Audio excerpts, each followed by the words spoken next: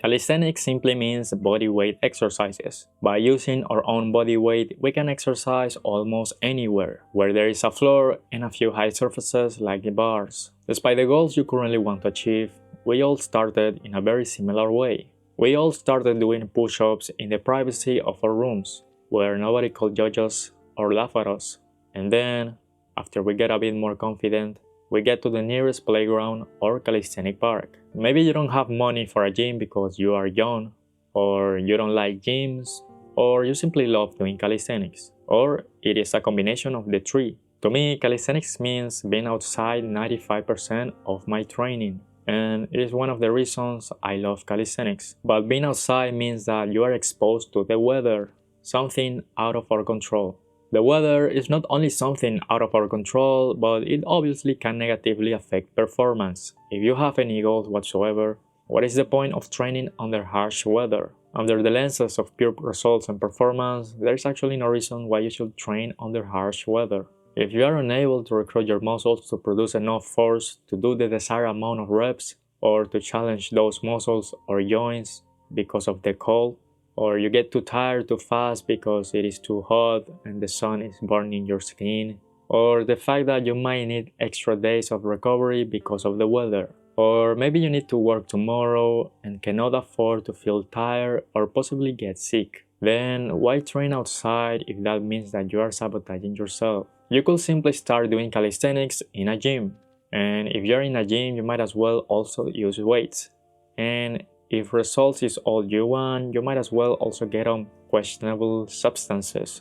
I'm not saying that being in a gym is bad, or that if you're in a gym you're automatically on questionable substances, or that weightlifting is inferior to calisthenics, or that the desire for results is bad, or that training outside is superior. But I am saying that we to some extent train not only because of results, but because we choose to do so. The only reason you should train under harsh weather is because you choose to do so. Because the same question can be asked: why do you want results? Ultimately, if we ask about the why of things, we inevitably will get existential. Why do you even train or look for goals? And the same can be asked about life itself. Living is similar to training in the sense that there are things that we cannot control and things that we can control. Will living be interested or joyful if you had complete control of everything? The answer is probably not. A video game hooks you and compels you because you are facing challenges. You are in a way surpassing the limits you had before.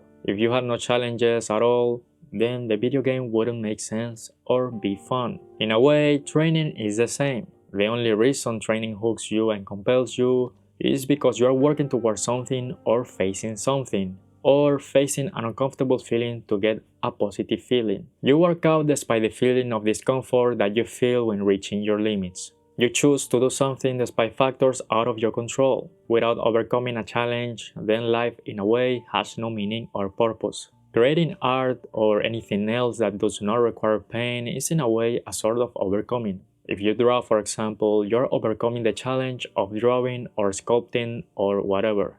And it is exactly that which gives you joy. Or being genuinely kind is in itself a challenge. To be kind, you must overcome the monster within you, the bad side of you. And therefore, being kind is joyful. It feels good to be kind. When you are struggling in an exercise, you are doing this exact thing, or when you reach a goal, you are also doing this. You choose to do that, and thus it matters to you, and thus you have a reason to do so. I personally choose to train under harsh weather. I am not saying that I am tough. If I didn't get joy from training, I probably wouldn't do it. When it gets too harsh, I sometimes don't train outside, but at home. But training at home, especially when you don't have much space, is not the same. It doesn't give me the same feeling. And most often than not, I probably wouldn't be shirtless in cold weather if I didn't film myself. To what extent harsh weather affects performance? I think like anything, the negative effects tend to be at the start. Similarly, like entering a calorie deficit, the training issues come at the start, and as you get a bit used to them, it doesn't affect you as much as the first time that you are exposed to it. Obviously, it doesn't mean that the negative effects on performance disappear. It simply means that it is not as bad as before, or it doesn't affect you as much as before. Personally, I will say that really cold weather can affect both endurance and strength training. When it gets too cold, your breathing is affected by the cold, and let's say that you simply don't breathe as well as you could in a normal setting. As you know, if you don't breathe well, that can definitely affect your strength and endurance performance because your muscles need constant oxygen. When it comes to the joints and muscles, cold weather can definitely make it longer to warm up. Cold is also fatiguing. In a way, it makes you not want to do anything, and you probably also need more recovery days because of the effect of the cold in your body. Although I will say that it is not that bad if you are well dressed for the cold weather. If you are shirtless, however, it is not pleasant. When it comes to endurance, if you do a bunch of supersets, especially any superset that requires your legs, and you are really cold, then you sort of run out of breath and your heart rate increases a lot. If I had to take a percentage out of my ass, it will be around 40 to 10% performance decrease depending on the activity, on how cold it is, and your own reaction towards the cold. The performance drop is probably not caused by your muscles being unable to perform, but the signaling to your neurons. I will say that harsh hot weather is equivalent to harsh cold weather, although it probably depends on how exposed you are to the sun. If I had to choose, I will do strength training on harsh hot weather, whereas I will do high rep training on harsh cold weather. Even if your performance doesn't increase just by training in harsh weather or conditions, your pain tolerance and mental toughness increase. Another positive effect is that I don't get sick at all.